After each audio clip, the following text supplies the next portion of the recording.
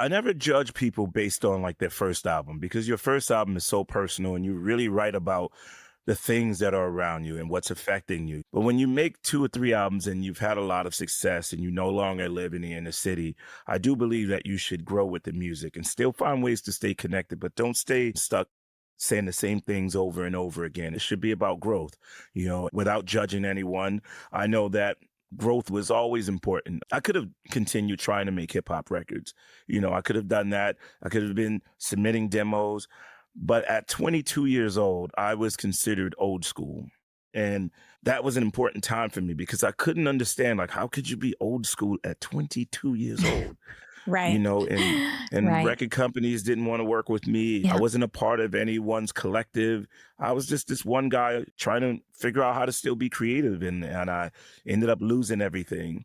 And it was the best thing that happened to me because it forced me to find ways to be creative in other ways, which is how I got into photography, which is how I got into web development. I taught myself C++ and PHP and Flash and HTML. I couldn't afford to go to school, so I would just go and buy books, and then I would download code and like read source files and learn how and what these things meant.